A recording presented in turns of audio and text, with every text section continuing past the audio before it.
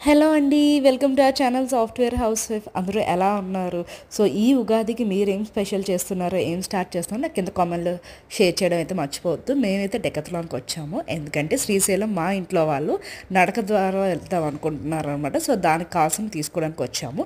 And ఈ శ్రీశైలం ఈ ఉగాదికి చాలా అంటే చాలా స్పెషల్ అనమాట. ఎందుకంటే వాకింగ్ పాత్ అంతా ఓపెన్ అవుతుంది. అది మొత్తం 40 కిలోమీటర్స్ అనమాట.